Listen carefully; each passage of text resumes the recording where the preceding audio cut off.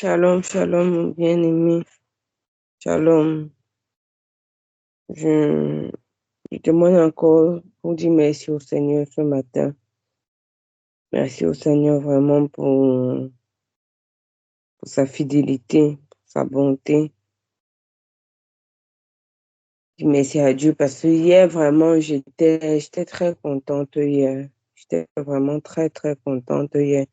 Et c'était vraiment la joie du Seigneur. Comment je souvent, la joie du Seigneur a débordé. La joie du Seigneur a débordé. J'étais vraiment très, très contente hier par rapport à... j'étais encore au travail. J'étais encore au travail quand papa Jean-Claude a lancé l'appel. Et quand j'ai vu qu'il était déjà 18 heures, j'ai mis les écouteurs parce que avant, quand j'ai vu 17, à 7h30, j'ai branché rapidement mes écouteurs comme j'avais passé la journée à écouter les enseignements et tout. J'ai branché que non, il faut pas que pendant que je suis dans le train, que ça se décharge et tout. Donc, quand il était 18 heures, j'ai débranché et j'ai mis dans mes oreilles que bon, dès qu'on lance l'appel, je vais récupérer, je vais prendre l'appel. Et comme pas Jean-Claude a lancé l'appel hier, j'ai décroché directement. On était deux dans l'appel au départ et il m'a salué. J'ai envoyé des cœurs comme j'étais encore au travail et puis il y avait les collègues à côté de moi. J'ai juste envoyé des cœurs. Et comme le Seigneur fait encore ses surprises, le frère Junior s'est connecté. Il s'est connecté, il s'est d'abord connecté au audio. Il dit, vous êtes seulement en audio, parce que comme l'appel était lancé en audio et tout, je pense que comme il a décroché instantanément, il n'a pas su que. Il dit que vous ne voulez pas nous voir. On dit, non, on veut vous voir. En fait, c'est pas Jean-Claude qui parlait, moi j'étais au bureau, donc je fais seulement les gestes au téléphone. Et là, il lance la vidéo. Moi, Jean-Claude aussi lance la vidéo de son côté. Moi aussi, j'ai ouvert ma vidéo, j'ai ouvert ma caméra et on s'est salué. Ça m'a vraiment mis la joie au cœur. Vous pouvez vous imaginer, ça fait 8 ans qu'on ne s'est pas vu. J'étais vraiment, c'est comme si on se voyait physiquement et ça m'a vraiment mis dans la joie. Ils nous ont juste salués, mais pour moi, j'étais vraiment dans l'action de grâce. Ah, Seigneur, merci. Merci. J'étais vraiment très content. Vous imaginez si vous avez fait tellement longtemps sans voir quelqu'un et vous revoyez la personne. Ça vous met vraiment une joie particulière dans le cœur. J'étais très, très, très contente. Il a dit, ah non, je suis en train de conduire. Il a même tourné la caméra, nous montrer la route. Je suis en train de conduire et tout. Mais dans 5 minutes, je vais garer. Là, je vous salue quelques minutes et puis je vous laisse travailler et tout. Et dans mon esprit, c'était que, ah, mon frère, même si tu gares, même si tu ne gares pas, même si tu ne te reconnectes plus, je suis seulement contente de t'avoir vu, d'avoir vu maman grâce. J'étais tellement contente hier, je ne sais pas pourquoi. J'étais vraiment là, une joie vraiment particulièrement animée hier. J'étais fière de dire, ah Seigneur, merci parce que j'aime pas dire que non, je sors d'abord du service avant d'aller décrocher l'appel. J'ai directement décroché, j'ai dit, ah, même si je suis au service, je commence à écouter d'abord le partage en attendant de sortir, d'aller chercher le transport pour rentrer. Mais j'étais très contente hier. Je rends vraiment grâce à Dieu. Je rends vraiment grâce à Dieu parce que par la suite, il a conduit encore dans les moments de louange, d'adoration. C'était vraiment, donc le Seigneur a vraiment disposé les moments pour que je sois vraiment dans la louange. Et même étant dans les transports, en tout cas, moi, j'ai dit à Dieu, Seigneur, moi, je vais danser pour toi. J'ai commencé à danser debout. C'est quand j'ai eu un peu de vertige là, parce que j'avais pas mangé depuis le matin. Je me sentais un peu fatiguée. J'ai dit, bon, il m'assoit et continue assise. Je m'en foutais de mes voisins de train. Je disais dans mon cœur que quand vous vous embrassez ici dans le train, dans les parcs, dans les quoi là, en route, vous me demandez pas mon avis. Donc, pour danser pour mon Jésus là, je demande pas l'avis de quelqu'un.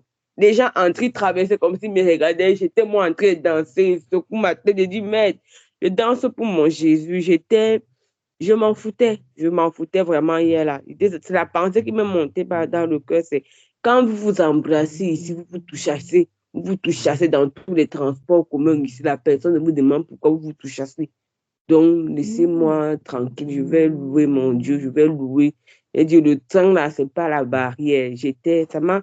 Oh, je pouvais rester dans le cœur en disant, oh, je suis dans les transports, ouais, je ne participe pas. Et ça, le diable allait utiliser ces pensées-là pour m'empêcher de vivre réellement ces moments merveilleux. Mais le Seigneur n'a pas permis. J'étais vraiment dans la joie et je ne me suis pas cachée pour m'exprimer. J'étais très contente dans le train. Je me lève, je m'assois, je danse. Je n'avais pas de problème, je n'avais pas de limitation.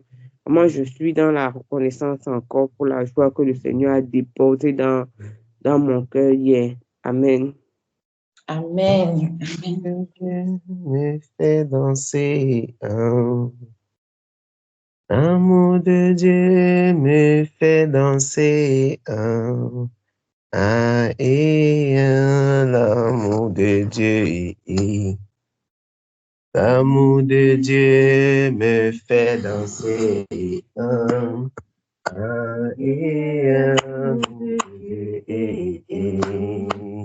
L'amour de Dieu me fait danser. L'amour de Dieu, l'amour de Dieu me fait danser. L'amour de Dieu, l'amour de Dieu me fait danser. L'amour de Dieu. L'amour de Dieu me fait danser. L'amour de Dieu. L'amour de Dieu me fait danser. L'amour de Dieu me donne la joie et l'amour de Dieu me donne la joie et l'amour de Dieu. L'amour de Dieu me donne la joie et l'amour de Dieu. L'amour de Dieu me donne la joie et l'amour de Dieu me donne la paix et l'amour de Dieu me donne la paix et l'amour de Dieu. L'amour de Dieu me donne la paix et l'amour de Dieu.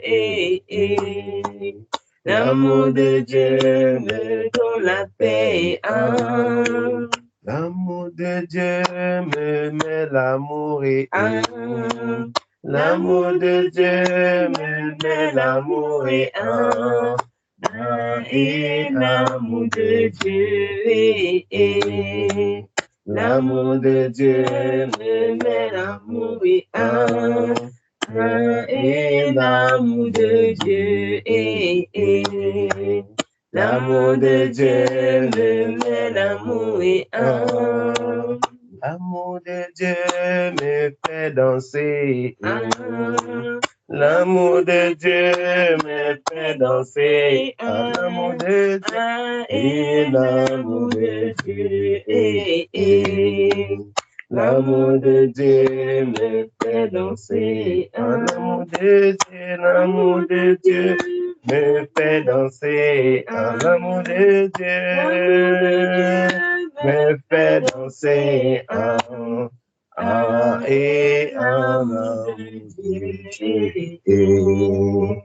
L'amour de Dieu me fait danser. Merci Seigneur. L'amour du Seigneur. L'amour du Seigneur est merveilleux. Que le Seigneur soit glorifié. Quand c'est Dieu qui remplit le cœur de quelqu'un d'amour, c'est une sensation qui est étrange. Souvent, c'est comme si tu n'as plus tes problèmes. C'est comme si tes problèmes disparaissent, tes difficultés s'évanouissent. Et en fait, normalement, c'est une sensation, c'est un sentiment, ce sont des moments que tout le monde doit vivre. Parce que quand tu vis ces moments, tu te rends compte qu'en fait, c'est ce que le Seigneur veut que nous expérimentions.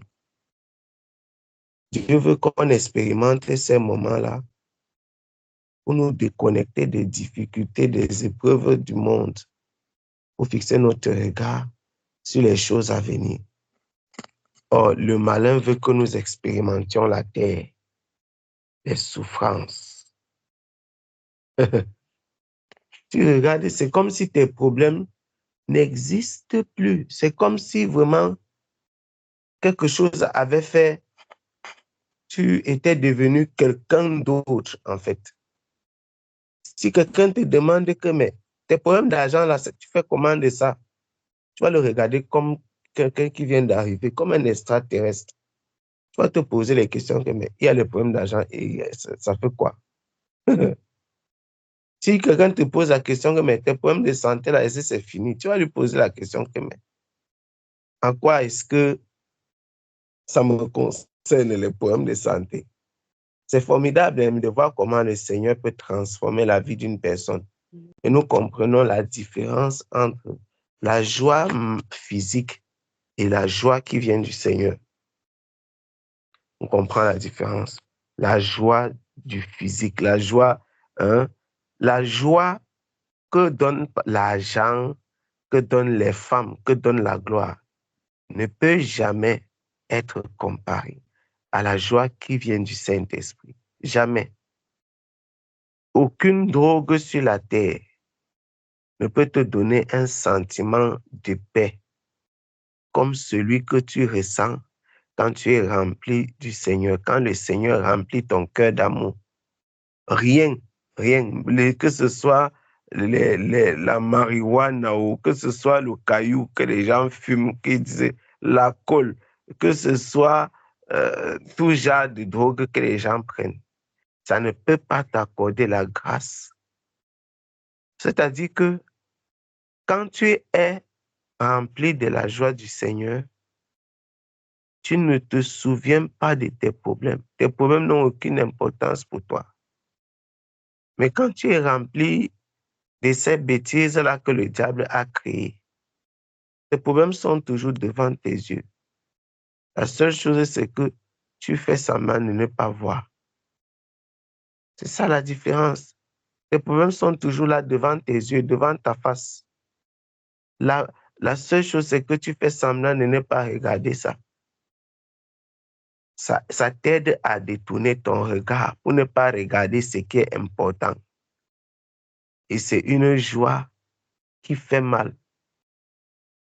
Une joie qui fait mal. Quel paradoxe. C'est vraiment paradoxal. On dit que la joie fait mal. C'est une joie qui fait mal. C'est triste. Vraiment que le Seigneur continue vraiment à nous accorder la grâce d'expérimenter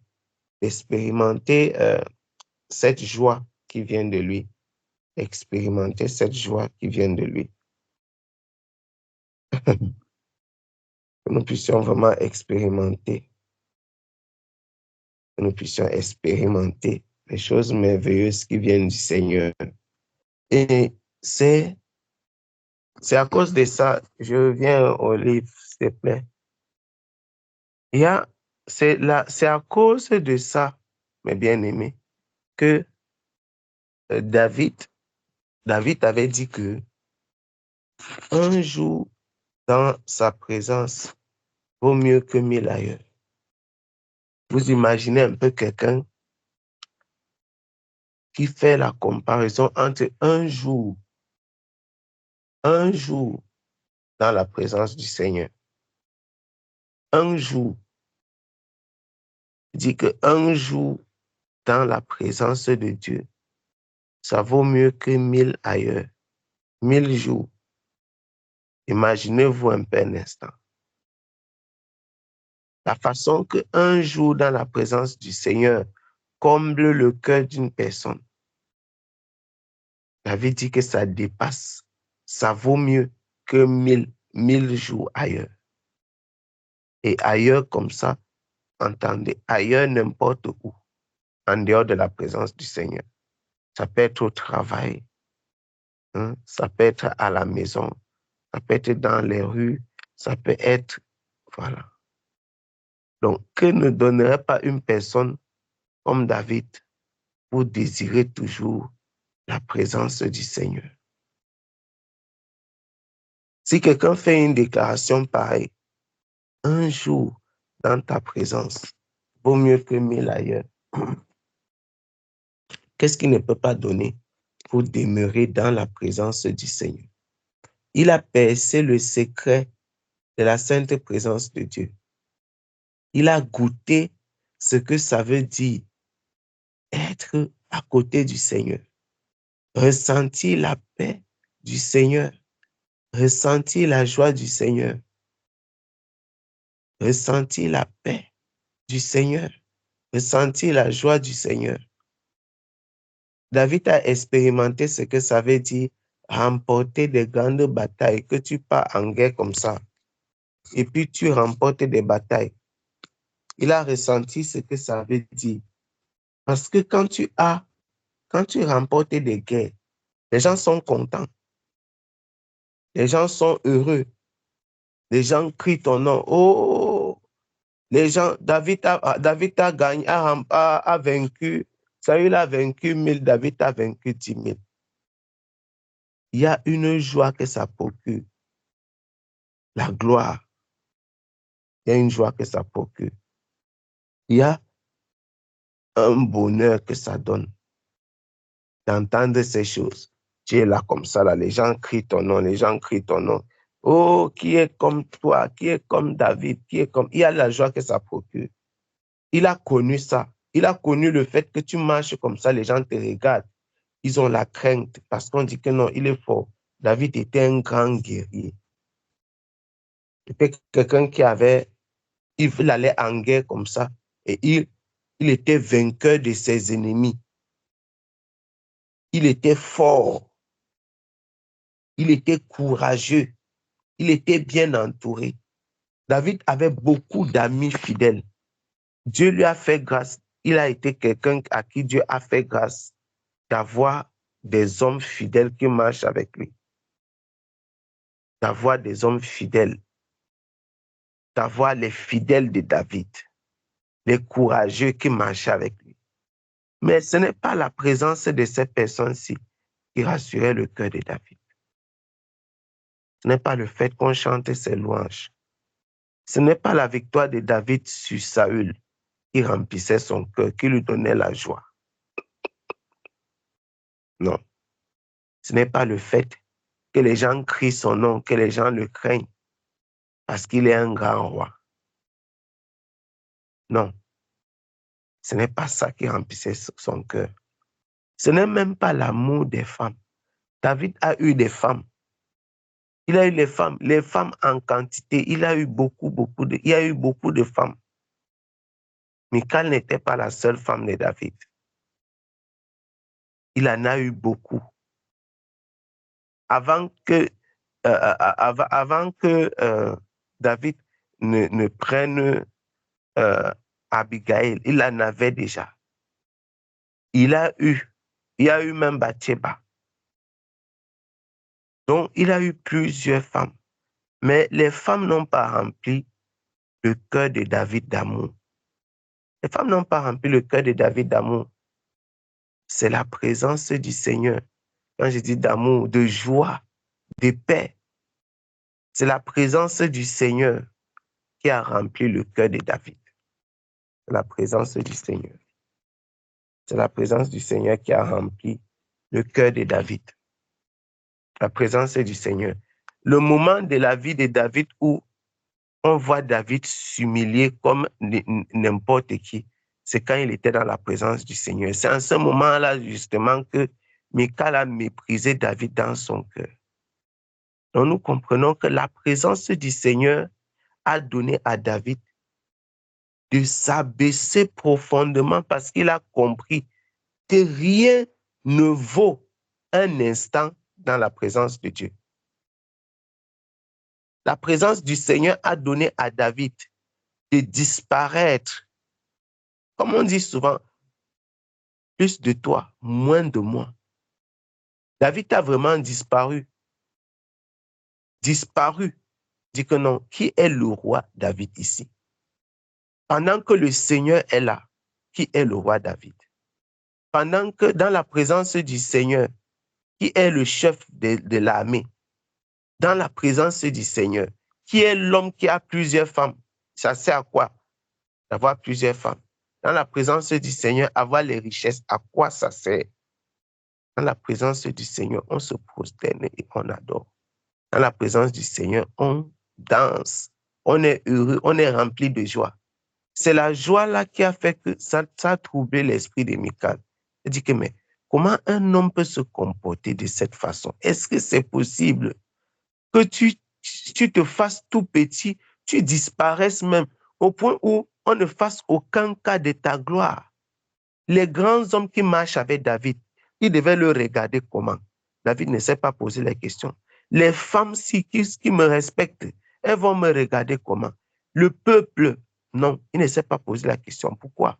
Parce que un jour, dans les parvis du Seigneur, David ne veut pas rater une circonstance dans les parvis de Dieu, dans la présence du Seigneur.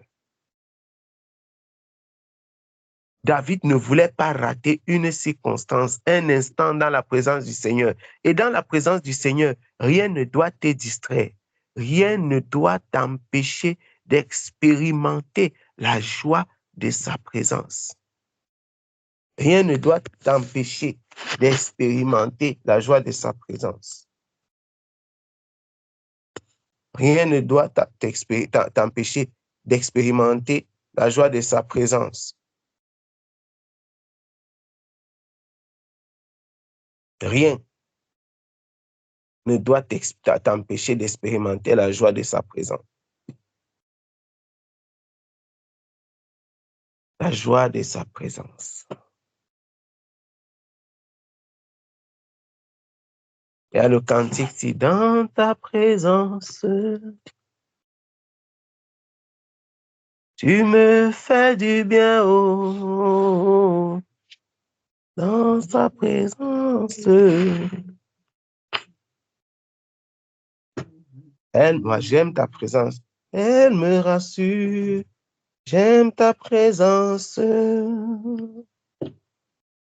Elle me fait du bien, oh. J'aime ta présence. Elle me rassure. C'est un merveilleux cantique. J'aime ta présence. C'est le lieu du réconfort, le lieu de la joie, le lieu de l'assurance, le lieu de la paix, le lieu de la vie, le lieu où on oublie tout. Tu oublies que tu étais un homme respecté, tu étais un homme élevé en autorité, élevé en gloire. Tu oublies tout ça, tu mets ça de côté, la présence du Seigneur. Le psaume 84, verset 11, qu'est-ce que ça dit, mes bien-aimés?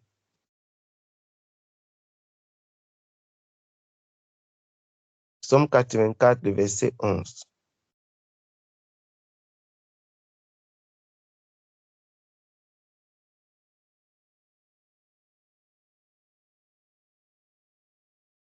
Ah, merci Seigneur pour tout ce que tu fais pour nous. Psaume 84, le verset 11.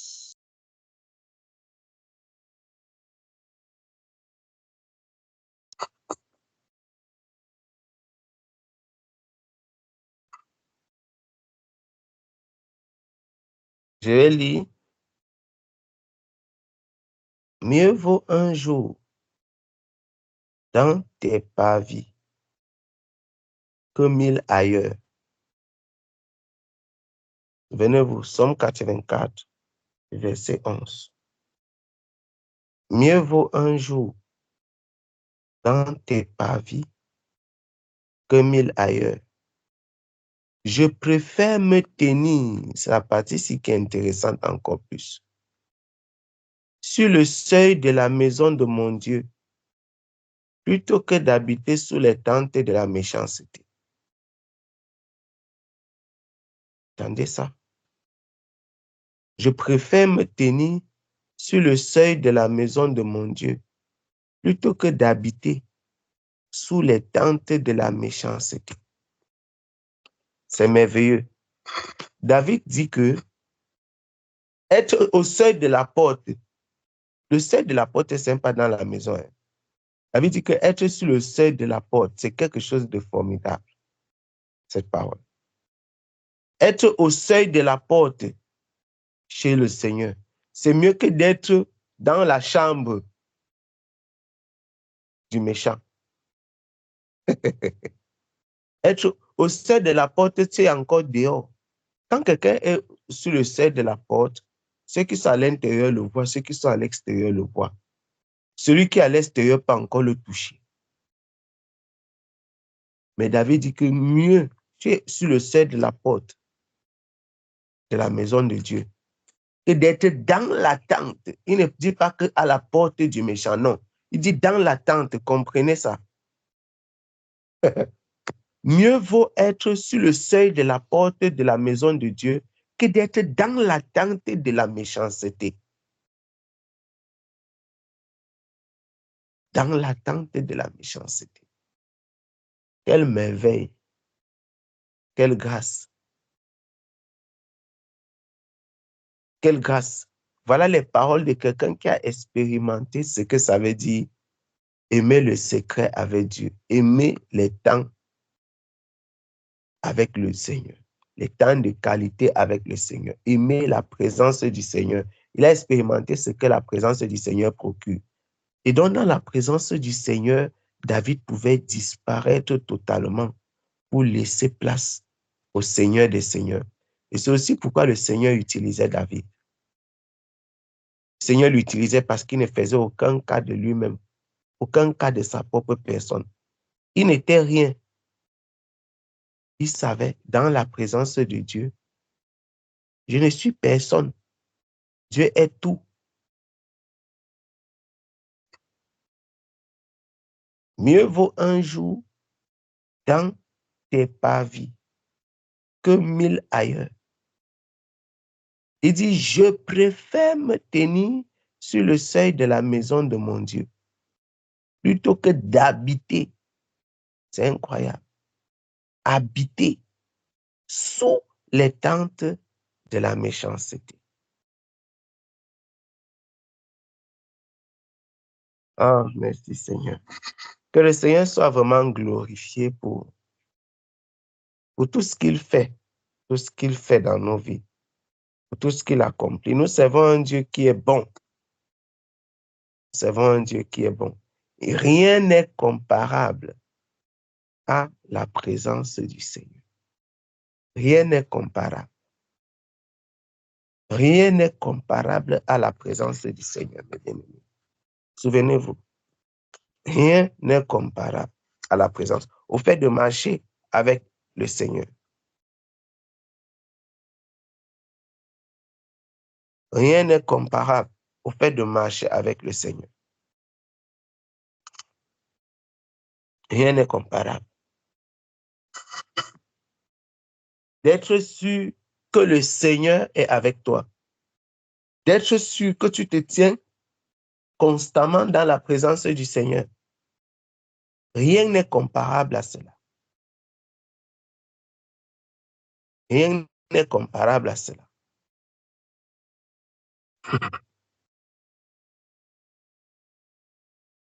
Rien n'est comparable à cela. Rien.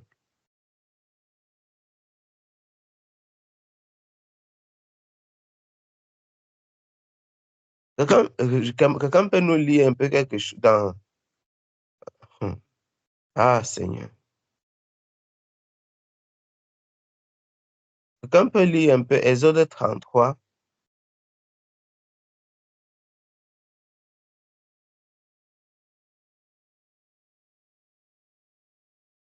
Exode 33.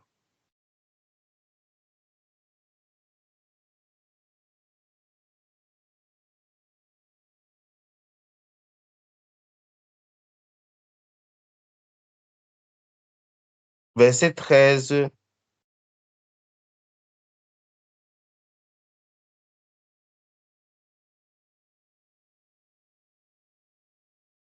Jusqu'au verset 17. jusqu'au verset 18 même.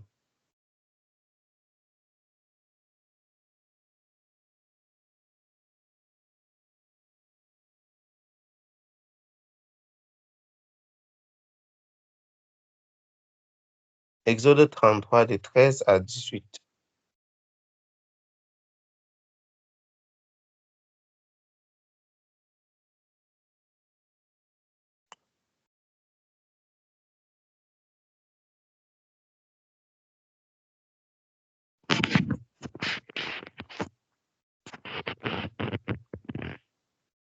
Quelqu'un peut lire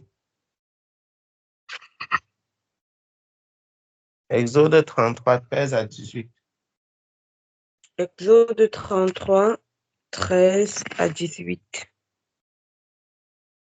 Maintenant, si j'ai trouvé grâce à tes yeux, fais-moi connaître tes voies, alors je te connaîtrai et je trouverai encore grâce à tes yeux. Considère que cette nation est ton peuple. L'Éternel répondit, je marcherai moi-même avec toi et je te donnerai du repos. Moïse lui dit, si tu ne marches pas toi-même avec nous, ne nous fais point partir d'ici. Comment sera-t-il donc certain que j'ai trouvé grâce à tes yeux, moi et mon peuple? Ne serait-ce pas quand tu marcheras avec nous et quand et quand nous saurons distinguer, moi et ton peuple, de tous les peuples qui sont sur la face de la terre? L'Éternel dit à Moïse, je ferai ce que tu me demandes, car tu as trouvé grâce à mes yeux et je te connais pas à ton nom. Moïse dit, fais-moi voir ta gloire. Amen. Amen. Moïse, c'était un vrai élément. Il connaissait ce que David connaît là. Moïse lui-même connaissait ça. Il savait qu'un homme qui marche sans le Seigneur, non, mon frère, il est en grand danger. Moïse savait qu'un homme qui marche sans le Seigneur est en grand danger. Plus grave encore, un homme qui dit marcher pour le Seigneur sans le Seigneur. Parce qu'il y a des gens qui marchent pour le Seigneur, mais ils sont sans le Seigneur. C'est comme les gens qui se lèvent et ils s'envoient eux-mêmes. Souvenez-vous, c'est Dieu qui a envoyé Moïse. Ce n'est pas quelqu'un d'autre. Il était, lui, dans le désert, là-bas, il faisait ses affaires, il vivait sa vie. C'est Dieu qui l'a envoyé. Mais à un moment, le Seigneur lui dit que vous allez avancer sans moi. Moïse dit que niet, on ne part nulle part. Il est resté là avec le Seigneur. Et regardez comment c'est. Et il était tellement, c'était un homme qui connaissait tellement la valeur d'avoir le Seigneur avec soi. La valeur de la présence du Seigneur dans la vie d'un homme. Et l'amour qu'il y avait dans le cœur de Moïse pour ce peuple était tellement beaucoup. Moïse n'a pas voulu conserver l'intimité avec Dieu pour lui seul. Il a voulu la partager. Quand tu connais ce qui est bien, tu veux partager ça avec tes enfants. Tu veux partager ça avec ceux qui sont autour de toi. Le Seigneur a même dit à Moïse que non, laisse-moi, je détruis le peuple là. Je vais créer un autre peuple à travers toi. Imaginez ça, mes bien-aimés. Imaginez. Imaginez. Dieu lui a même dit que laisse le peuple si est trop un genre. Je peux créer un autre peuple maintenant. Tu as une femme, non? Tu as les enfants, non? Laisse-moi et les faire mourir eux tous. Le peuple qui va naître de toi, je vais marcher avec lui. Moïse dit non. Il veut la présence du Seigneur, mais il veut la présence du Seigneur aussi pour le peuple. Il veut que Dieu marche avec eux. Si j'ai trouvé grâce à tes yeux, fais-moi connaître tes voies. Ah, il dit, je trouverai encore grâce à tes yeux. Je lui ai dit que je vais marcher avec toi moi-même et je te donnerai du repos. C'est formidable. Ça, ce sont des merveilleuses prophéties. Quand on dit, vous voyez les promesses que Dieu peut faire à un homme, et Satan a voulu prendre le corps de Moïse. Tu pars où avec mon frère? Dieu a dit lui-même dans les oreilles d'un homme que je vais te donner le repos. Tu ne peux pas partir avec son corps. Dieu dit que je vais marcher moi-même avec toi. Il n'a pas dit avec le peuple. Hein. Il dit que je vais marcher avec toi et je vais te donner le repos. Ici, ce n'est pas le simple repos dans la tombe. Non, non, non, non, non, non, non. Ça, c'est autre chose. Si tu ne marches pas toi-même avec nous, entendez les paroles d'un homme. Moïse connaît ce que ça veut dire marcher dans la présence du Seigneur. Il sait ce que ça veut dire courir le risque de ne pas être avec Dieu. Ne pas nulle part si tu n'es pas sûr que le Seigneur soit avec toi. N'allez nulle part si vous n'êtes pas sûr d'être avec le Seigneur. Rassurez-vous d'être avec lui. Rassurez-vous d'être avec le Seigneur. Dieu dit à Moïse que je marcherai avec toi. Je te donnerai du repos. Moïse lui répond que non. Si tu ne marches pas toi-même avec nous, ne nous fais point partie d'ici. Donc, Dieu dit toi, lui dit nous. Il connaît la valeur de la présence. Il sait. Il sait ce que ça veut dire être dans la présence du Seigneur.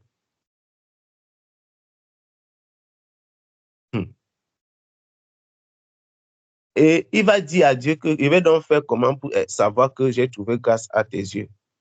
Moi et ton peuple, merveilleux intercesseur. Est-ce que ce ne sera pas quand tu vas marcher avec nous et quand nous serons distingués parmi tous les peuples qui sont à la surface de la terre? Vous voyez ce que la présence de Dieu fait? Quel merveilleux secret! Quel merveilleux secret, mes bien-aimés! Dont la présence de Dieu distingue les hommes. La présence de Dieu transforme ta présence sur la terre. La présence de Dieu dans ta vie transforme ta présence sur la terre. La présence de Dieu distingue les hommes. Moïse demande à Dieu que on va faire comment pour savoir que tu es avec nous. Il n'a pas dit qu'avec moi seul, non, avec moi et ton peuple. Hein? On va faire comment pour savoir qu'on a trouvé grâce à tes yeux. Tu ne peux pas dire qu'on a trouvé grâce à tes yeux et tu nous as laissés. Donc, tu dois être avec nous. Pour savoir que nous avons trouvé grâce à tes yeux, marche avec nous. Comme ça, nous allons être différents de tous les autres peuples qui sont sur la terre. La présence du Seigneur. Il ne voulait pas marcher sans le Seigneur. La présence du Seigneur en toi et avec toi, ça fait que quand tu es au supermarché, tu marches différemment. Quand tu es dans la rue, tu marches différemment. Quand tu es au quartier, tu marches différemment. Quand tu es à la maison, tu fais différemment. La présence de Dieu qui est avec toi. La présence de Dieu. Il y a quelque chose il y a une période, j'étais dépassé. Ça c'est quand, il y a de cela peut-être une dizaine, quinzaine d'années comme ça. Je me souviens quand on était au lycée. Mais il y avait un phénomène là qui avait pris de l'ampleur un moment. Je me demandais si c'était seulement un esprit qu'on avait jeté sur la terre. Les filles changeaient les démarches. Je ne sais pas si vous vous souvenez de cette histoire ou c'était sorti seulement dans un film. Toutes les filles qui étaient un peu jolies là changeaient seulement la démarche. Les gens ne marchaient plus normalement. Tu dis que c'est encore quel comportement ici? Tu vois les gens comme ça, les gens sont là et balancent le corps à gauche, droite, gauche, droite. Tu dis que mince. Les enfants de Dieu ne peuvent pas être emportés par de tels esprits. Je prends cet exemple banal.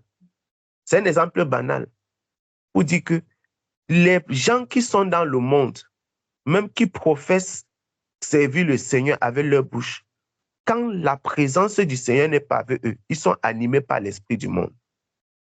Dans le monde, les gens volent. Dans le monde, les gens trichent. Dans le monde, les gens sont injustes parce qu'ils sont animés par l'esprit du monde. Ils ne vivent pas constamment la présence de Dieu et la présence du Seigneur n'est pas celle-là qui les accompagne au quotidien. Résultat, ils sont semblables au monde.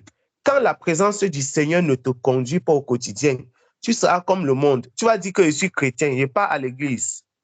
Mais au travail, on va voir le comportement des païens et voir ton comportement, ça sera similaire. On n'arrive pas à faire la différence.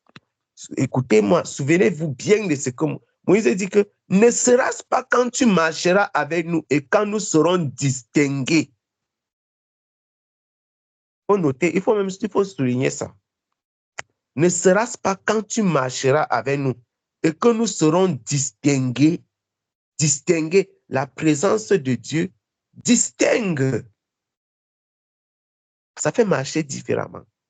Moi et ton peuple, et tous les peuples qui seront, de tous les peuples qui seront sur la terre.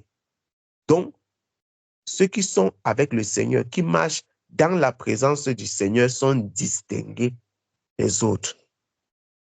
L'Éternel a dit à Moïse, l'Éternel dit, je ferai ce que tu me demandes, car tu as trouvé grâce à mes yeux, et je ne te connais pas ton nom.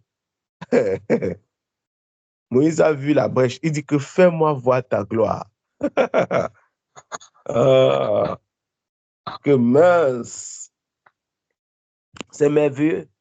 Moïse a eu une merveilleuse discussion avec le Seigneur Jésus-Christ ici. Et le truc, c'est que le Seigneur lui avait donné une telle révélation de lui que Moïse voulait maintenant percer le mystère de Christ avant l'heure. C'est ce qui s'est passé ici. Moïse voulait percer le mystère de Christ avant l'heure, avant le temps que Dieu a disposé pour ça.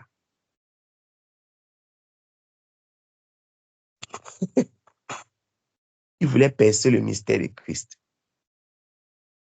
Et la parole du Seigneur déclare que les prophètes qui sont passés, qui ont parlé de ces choses, ils ont mené des enquêtes pour savoir si ça les concerne. Moïse fait partie de ceux qui ont prophétisé sur Christ. Moïse voyait la grande gloire, la gloire de Dieu. Ah Seigneur, je parle. La gloire de Dieu, c'est une parenthèse simplement. Écoutez-moi, la gloire de Dieu, c'est Jésus-Christ.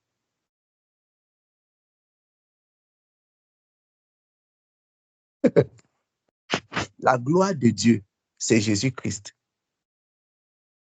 Il est la manifestation de la gloire de Dieu. Et c'est pourquoi le Seigneur lui a dit que ma gloire passera. Je te mettrai dans un creux du rocher. Je te couvrirai de ma main jusqu'à ce que j'ai passé. Et lorsque je retournerai ma main, tu me verras par derrière, mais ma face ne pourra pas être vue. Ah, les choses qui font ton cœur vibre. Merveilleux. Merveilleux. Merveilleux. Merveilleux. Merveilleux Jésus-Christ. Merveilleux Jésus-Christ. La présence de Dieu. La présence du Seigneur est tout ce que nous avons de plus glorieux, de plus merveilleux, de plus glorieux, de plus merveilleux. Et sans contredit, le mystère de la piété est grand. Celui qui a été manifesté en chair, justifié par l'Esprit, vu des anges, prêché aux gentils, cru dans le monde, élevé dans la gloire.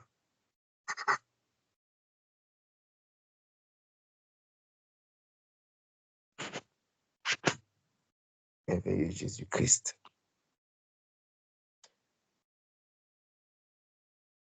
S'il y a quelque chose que quelqu'un doit rechercher, c'est la présence du Seigneur. Et s'il y a quelque chose que tu dois conserver, c'est la présence du Seigneur aussi. Que tu ne dois pas perdre, c'est la présence du Seigneur. Comme si on t'enlève n'importe quoi, tu vas refuser qu'on te retire. C'est la présence du Seigneur. C'est ça que David chérissait plus que tout. Il avait vu le danger de quitter la tente de Dieu. David avait vu le danger que ça peut porter. Il avait vu les conséquences que ça peut entraîner de quitter la tente de Dieu. Il a vu Saül.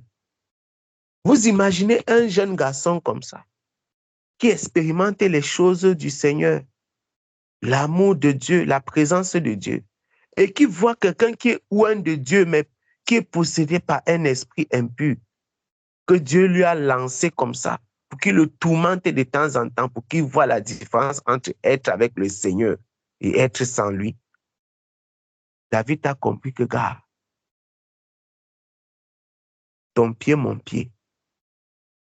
Il fallait que David vienne louer le Seigneur pour que le Seigneur apaise les tourments de Saül. Et même comme ça, Saül voulait souvent le tuer. Et David a dit, je ne peux pas porter la malédiction sur toi. Je ne vais pas te toucher. Je ne peux pas courir le risque de toucher quelqu'un que Dieu a oint. Je ne veux pas tomber dans le même piège. Je ne veux pas perdre la présence du Seigneur. La présence, c'est que David chérissait plus que tout. C'est ce qu'il chérissait, la présence de Dieu. Il chérissait ça plus que tout. Il chérissait la présence du Seigneur plus que tout.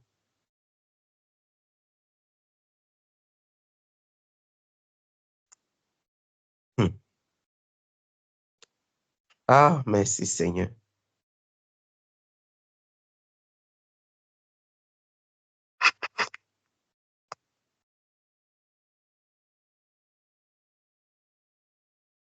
Et le Seigneur soit glorifié, mes bien-aimés.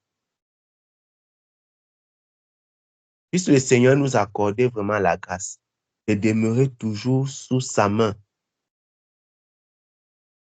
De demeurer toujours sous sa main et dans sa présence.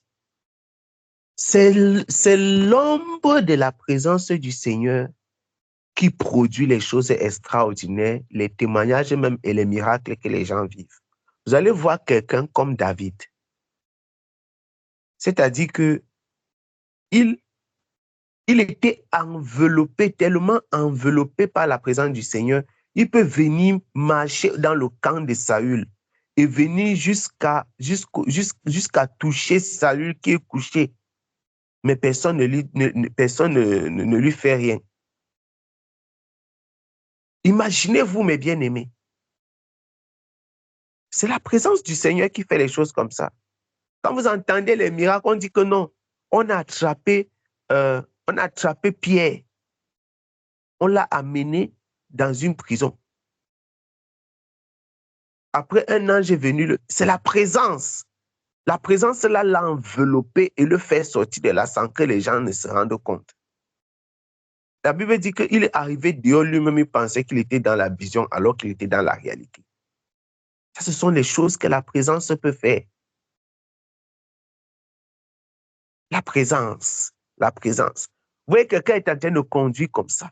Un temps, deux mouvements en un instant. Un événement se produit comme ça. Le Seigneur prend le contrôle. J'ai déjà expérimenté ça maintes fois en conduisant. Tu sens que ici, la réaction, si ce n'était pas toi, c'était quelqu'un d'autre.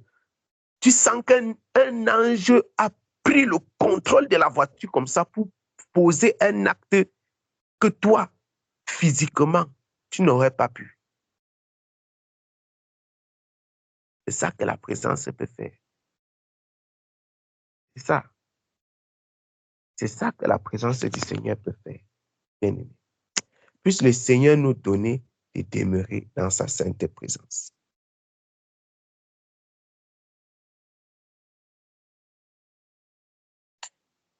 Amen.